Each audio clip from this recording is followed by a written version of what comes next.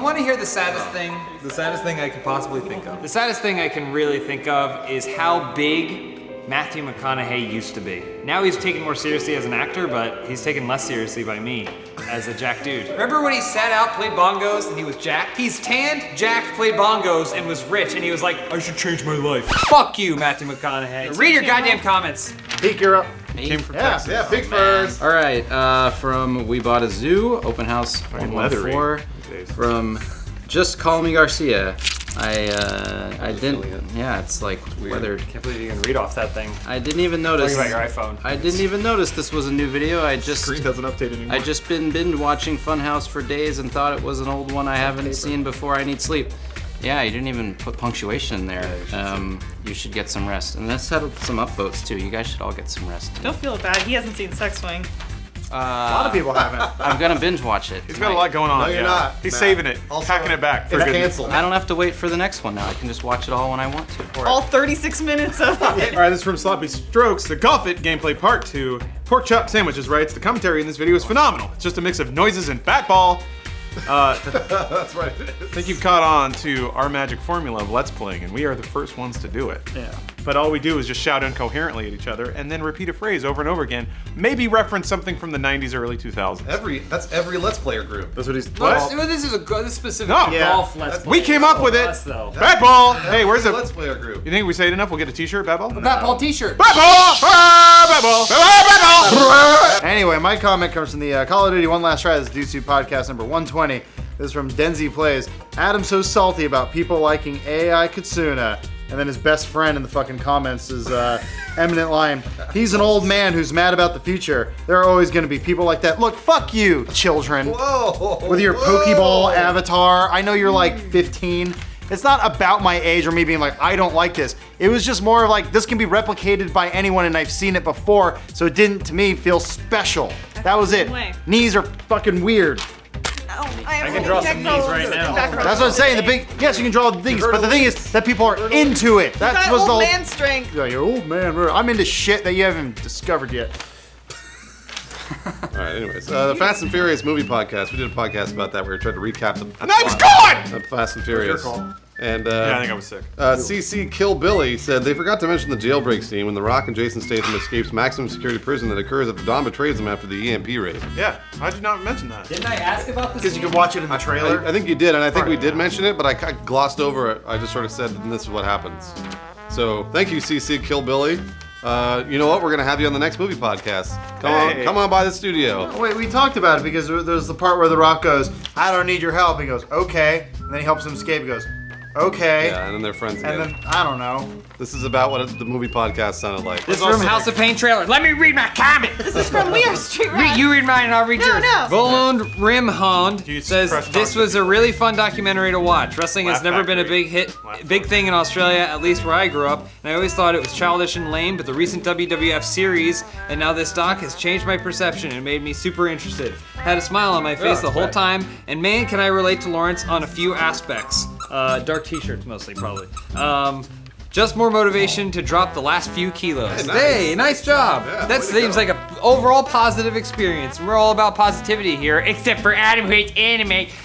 Also, don't lose too much weight, or else you might not be ripped. Yeah, you may James not be will ripped. upset at you. I'm just glad that the underdog that is the world of professional wrestling is finally getting to stay in the sun. That billion-dollar industry. It's great. Yeah, you're the strong guy. We know you as the strong guy in the office, right? So let me just read this comment. Okay. We are Street Rats from Open House number At least it's 115 gonna burn from your hair. whatever bro, shut up.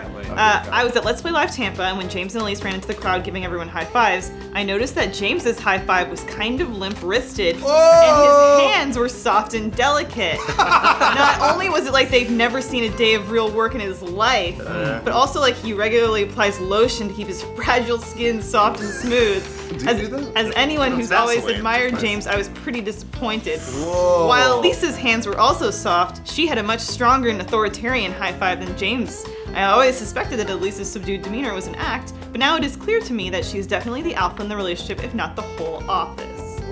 Well, Matt Peak, if you would step up here for a moment, and Elise handshake. That's a good strong handshake. Now shake James's hand. All right, you ready? Wow. That was good. See? I felt like that was a Pink good. says everything's Positivity. Yeah. He hates women. This is from Hunting Season Battlegrounds gameplay from Normally Generic. I apologize for those of you who already know this. I didn't know this. This is a good connecting the dots for me. Fun fact, player unknown was the Arma 3 modder who made the original Battle Royale mod. He essentially created the genre as we know it in the whole jumping out of plane, shrinking zone, looting, etc. The developers of H1Z1 actually wanted this mod in their game, and I think he was even involved in the creation to some degree.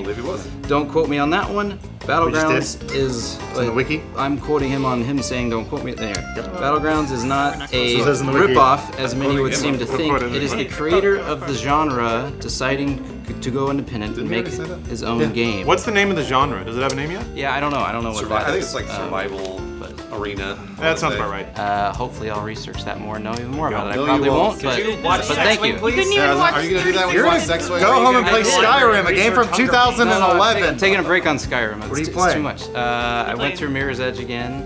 Been playing Destiny I've been too. playing Destiny with They're all old games. That is on Call of Duty One Last Try, YouTube podcast number 120. Puggy117 writes, that this new Call of Duty is promising the, single quote, most realistic war experience, end single quote, then I expect the main character to get nailed in the head as soon as the landing craft at the door opens in the Normandy Beach invasion. That's what happened. They all died. This is what this guy was there. He saw it. I was gonna say, that didn't happen to everyone. He got shot in the head. That's how We he invaded knows. that beach and I'm gonna- won that battle. I'm gonna pull a left turn on you, Puggy. Canada helped too. Canada helped too. We were there. They don't market Call of Duty as a realistic war experience and pretty much haven't for a very long time. In fact, as a test, I went to Call of Duty's webpage there, Control F for realistic, and there are 0 results. They don't put that in copy, and they haven't. Call of Duty's not realistic and never was. And I guess there was a point in which it was called a realistic shooter because the alternative was there were space marines in space. The word you're looking for is either immersive or grounded. It's a video game. That's about it. At the end of the day, Video game. it's a video game where if you get shot and you hide in a corner, Although they're your life comes back. I think they're taking out regenerating health for multiplayer. What? No. What do you gotta do? Walk over a health pack? So realistic. Next comment from Xenotran on the Sniper Ghost Warrior 3 gameplay. He said, I was gonna hop on here and say the longest range confirmed kill was actually made by Carlos Hathcock, but it turns out I was totally wrong. Boom! You absolutely weren't wrong, and I brought in my old friend, what's his name? Corporal of Horse Harrison, Oh, he's back. and to actually set you right and tell you the true facts. So let me go get him. He's I was alive. wondering who that man was. Oh my. Hey, Corporal Harrison. What's up, pansies? Thank you for your duty. In November 2009, I struck 2 Taliban machine guns consecutively South of Musakala in Helmand Province, which was a 1.5 mile shot. It took 6 seconds for those bullets to hit their targets, and I did it 2 times, twice. I had to shoot 9 other shots to range those shots. Yes, sometimes snipers wear shorts. Sweatshorts. And They're like sweat shorts. They're like casual. yeah, they're casual. Well, I'm not active duty currently right now. Yeah. So, That's Cool. Corporal of Horse Harrison made the longest shot, not Carlos Hathcock. Shocker. Did I miss him? Did I miss him? Yeah. Corporal Sniper. Godspeed, Corporal Really love Sniper. that guy. He's great. This is from Let's Play Live Life on Tour Sauce Drinkers Part 1, Elise's Garlic Sauce from the RTV. Oh yeah, I remember seeing that. As a longtime watcher, I can confirm Achievement Hunter does in fact pay their bets. They do not renege on their bets. Also, a good choice with the Papa John's. The only money that has passed hands is Jeremy gave me $5. Jeremy's the only one who made good on it. Jeremy's an honorable man. That means I don't want Bruce's money. I don't want Bruce's money. I only want Achievement Hunter money. I only want Achievement Hunter money. I only want Achievement Hunter money. Make sure you get that to Elise. though. Only want Achievement. Sure, yeah. Don't take that from him. No, I'm taking it for you. I only want Achievement Hunter money. I don't want Bruce money. I only want Achievement Hunter money because, they kind of got the ball rolling on that. But Gavin is investing the $20 into some stock options for me. That's good. He's going to Don't be. pluralize it. That's one. Well, he's One reaching out. stock. He's reaching out to his stock guy, and he's going to set up some stocks for me. What and stock we were can gonna you see get for those $20? sure. Gavin, a lot. He had a plan. Zing! He No had one a gets plan. that. He was going to do that for me. So thank you, Gavin. It's great being in business with you. Joel's back, dude. Soup. Hey. This is from Morgan Jane. It's interesting to hear their perspective on the revolving door, for lack of a better word, of guests around the 12-minute mark, and that the guys feel like viewers don't take well to some of them and get defensive of the group dynamic. Maybe that's more on the YouTube comments. It definitely feels the opposite sometimes, especially on this sub and Twitter. Whenever we get a new face, hire Raul, hire Steven, rehire Joel. But maybe that's Maybe it's that they're getting guests who fit the dynamic more. Those are the good ones, yeah. I was gonna say, geez, man. Sometimes rose tinted glasses. It's like we planned it. There's like everyone loved old Bruce's songs, parodies. It was universally loved. People are gonna talk about Sex Swing in like a year and be like, "What are you talking about?" It was a great Everyone show watched ever. it and we all loved it. And I think they have such a good pool of talent to draw from within their own B team. That's not right. That's not fair. That's not what you should call it. You shouldn't call it that. Already, and realistically, they can't justify hiring new people just for the sake of it. That having these recent guests on periodically works best for the content they're creating right now.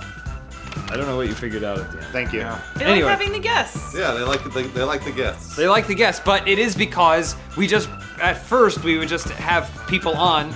Steven Suptic is an example. We had him on within the first 2 weeks of the channel existing, and everyone said to get his ass out of the fucking screen because they hated him more than anything in the world. So we have been a little bit more stringent in our just letting people come on and do stuff with us. No, I mean, you walk through that door, you come on and be in a video. Yeah. That's how we do it. right. We've just gotten lucky. The Bernie pencil. was in. He was great, but then some people didn't even like that. People were like, who's this old guy? And we were like, Yeah. that's Adam. This final comment, this is more of a PSA, so, bring All it right. down. It's from Colin Hansen, this is from that same Dude Soup. This is when we had someone walk in and tell us, hey. Yeah, that was cool. Yeah. That's right. Yeah. Anyway, saying people need to realize that you can't just go to their office. Even if you're a huge fan, expect them to come out and greet you. Please have some respect. That's how you get on the podcast. Come and on if down. you know where their office is, keep it to yourself. It's your job after all. I get it. I understand it. Most people believe the world sort of revolves around them. They're like, but no, you don't understand. I flew here from X, Y, or Z, so this is my one opportunity to ever meet you. We just don't have the capacity in our office to accommodate those kinds of things. I'm just saying, Great, a guest is here. like, Hey, what's up? Can I be on your podcast? and then he stabs us, and then we all die. Hey, Sorry. Are you a big fan?